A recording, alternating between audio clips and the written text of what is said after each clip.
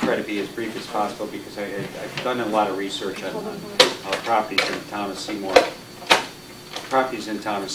And lost tax revenues when a building closes.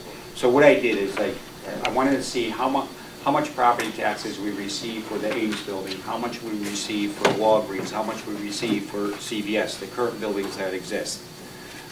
We will not lose 1 penny of tax revenue when people move out. When Ames moved out, Ames, believe it or not one homeowner pays less taxes than Ames paid to the town of Seymour.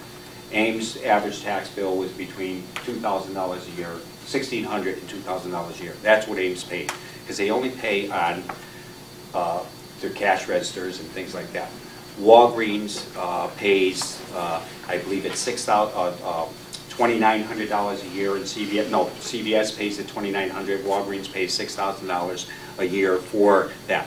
But the property for the real estate stays exactly the same. If the taxes go up, they're going to pay a tax increase. Where we gain money is that now Walgreens is going to move. They're going to buy all new equipment, so we're going to get that money back when they move. Plus, we're going to have the new building on the tax rolls.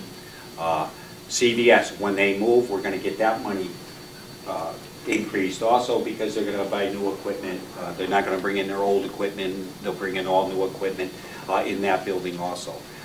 Ames department store, like I said, they left. We lose $1,600, $200, $2,000 a year, and I went back from 2001 when they last paid their taxes.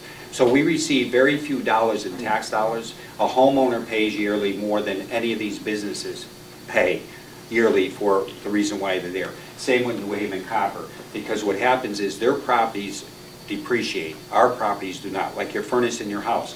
You could have a furnace 30 years old, or you could have a brand new furnace. That furnace, you're assessed on your property for a furnace. You're not assessed on how old that furnace is, or how old your roof is, or how old your porch is.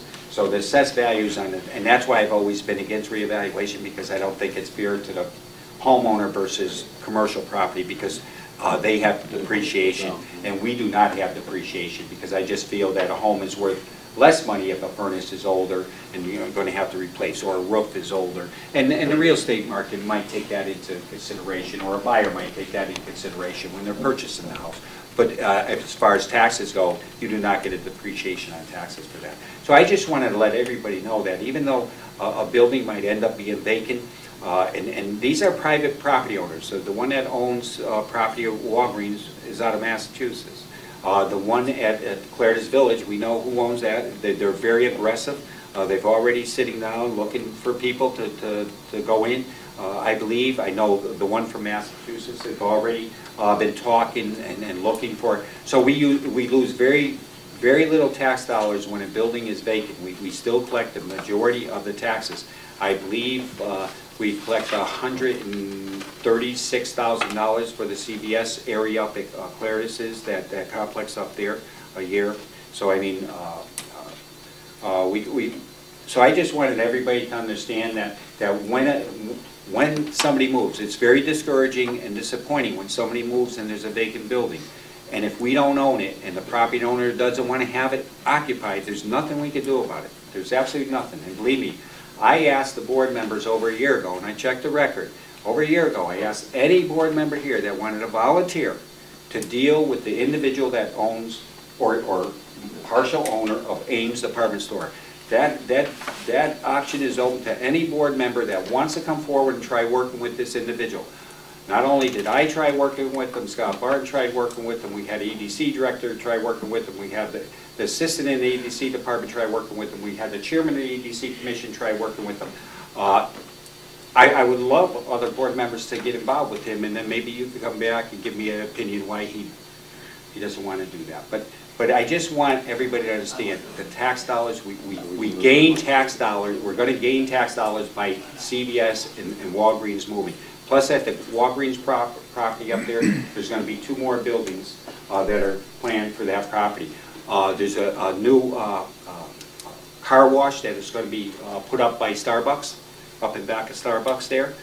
So I mean, there's a lot of things that are going to be happening in the town of Seymour. I'm very excited because But the economy of the debate is we have a lot of development going on in the town of Seymour, plus we have the Route 67 improvement project going on too, so hopefully we could help Route 67 do it. And CVS and Walgreens are going to be doing a lot of improvements by their place that you've seen last week. It was hard to get up by on 67 by Walgreens because the utility company was there moving all the telephone poles because they have to put a bypass lane in over there. So that's, I just wanted to give the board an update.